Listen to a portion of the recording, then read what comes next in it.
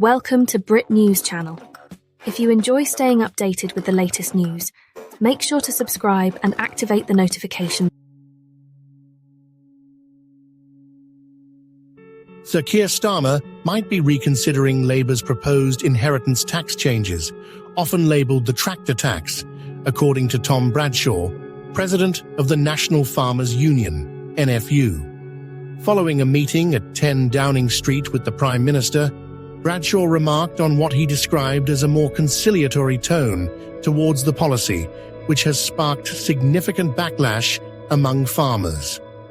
The meeting coincided with ongoing farmer-led protests, including a go-slow tractor rally at Dover, designed to pressure the government into reconsidering the policy.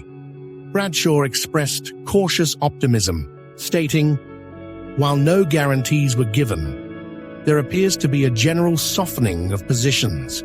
We're giving space for discussions to progress without escalating tensions." In a message to NFU members, Bradshaw shared his insights from the meeting, emphasizing that the Prime Minister appeared to be in listening mode. He said, "We had the chance to outline the impacts these changes could have on farming families and their futures. It's crucial the government hears these concerns and acts accordingly." Despite these discussions, Bradshaw reaffirmed the NFU's commitment to challenging the policy, stating, "We will continue to fight this. Cooperation is our goal, but the government's approach is making this difficult." Farmer frustration mounts. The controversial inheritance tax changes, announced by Chancellor Rachel Reeves, would impose a 20% tax on farms valued at over £1 million.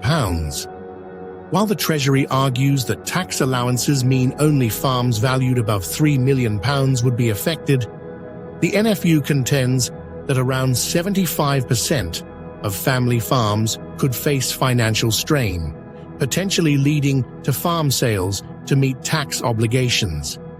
The government insists the policy will impact fewer than 500 farms annually and argues the funds are necessary to support public services, including the NHS.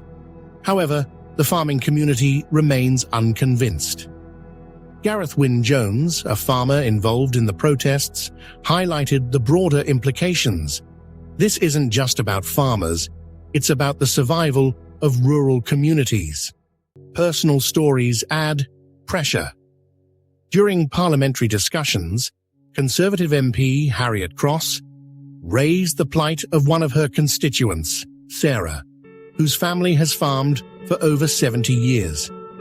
Following the sudden death of her mother, the family faced financial challenges exacerbated by the new tax rules. Cross asked the Prime Minister how he would address such cases, describing the policy's impact as cruel and untimely. Starmer expressed sympathy for Sarah's situation, but defended the policy, emphasizing that most farms would remain unaffected due to the £3 million threshold. He reiterated his stance, saying, "The majority of farms will not face additional tax burdens under these changes." Public backlash and growing protests. The policy has sparked widespread protests, with an estimated 13,000 demonstrators marching on Westminster last week. Protesters have dubbed Starmer Keir Starmer Farmer Harmer and have called for the government to reverse the decision. Among the notable voices was TV presenter Jeremy Clarkson, who described the tax as a hammer blow to the back of the head for the agricultural sector. Clarkson urged the government to admit its error, saying, "This was rushed, poorly thought out, and damaging." Industry and political reactions. Supermarkets and political figures have also weighed in. Morrison's became the first major retailer to show support for farmers, with a truck bearing the slogan, "We're rooting for British farmers." Meanwhile, Conservative leader Kemi Badenoch promised to repeal the policy if her party wins the next election, calling it cruel and wrong.